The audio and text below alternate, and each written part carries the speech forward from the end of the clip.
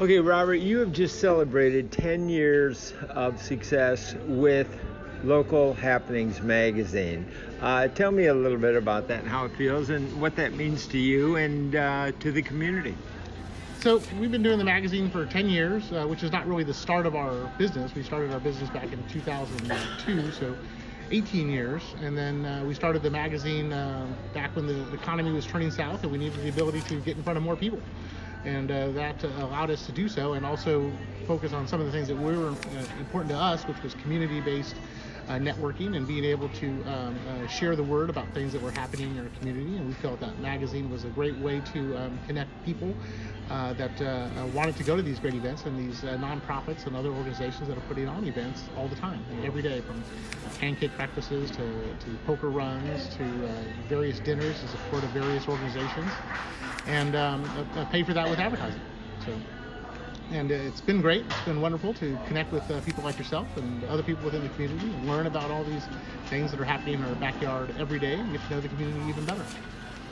Well, I'm such a big believer in networking that I wanted to really kind of utilize you as a networking success story, because you really built the magazine off networking. So tell me a little bit about your networking mindset and the practical side of it in terms of, I know you belong to a number of chambers of commerce, and how important that kind of networking is. So give me a little bit of the overall story, if you would.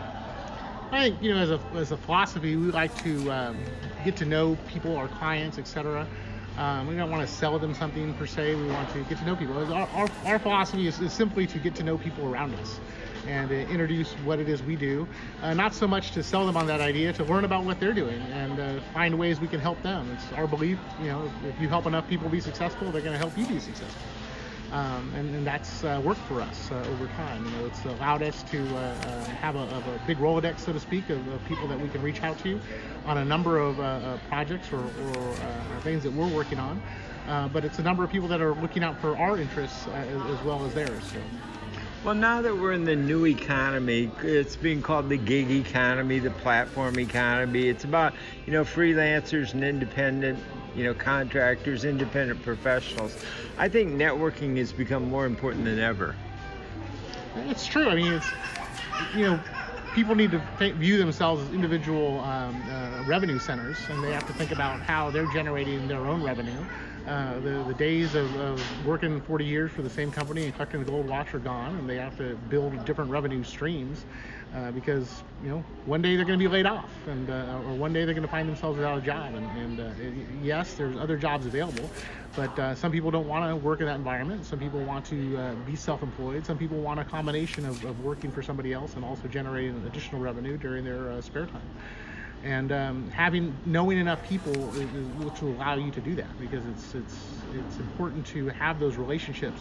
Not only people that can mentor you, but people that will give you advice on goods and services, things that you're going to need for your business. But then people that are going to be your customers, and some of those people are going to be a number of those relationships.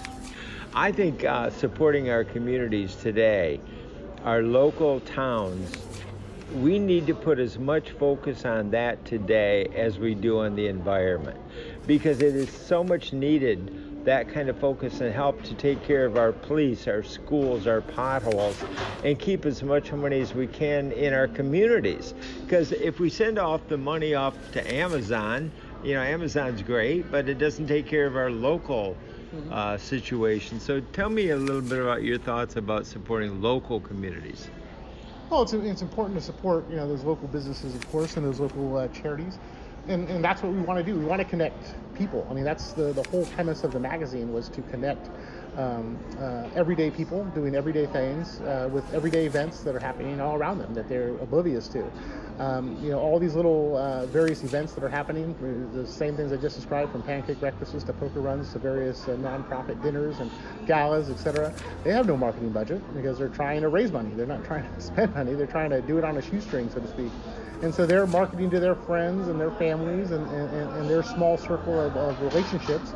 And we're trying to expand that circle to, across cities and across counties and across the region, as opposed to who's in their backyard. We want to get people from Napa going to events that are happening here in Vallejo, and people that are in Vallejo going to events that are happening in Martinez, and people that are in Danville learning about things that are happening in Walnut Creek or the La Marinda area, or even farther afield. Now, Deanna told me that she looks at local happenings as kind of a regional magazine that would be ideal for maybe real estate agents or financial planners. Who do you see as your ideal client for local happenings?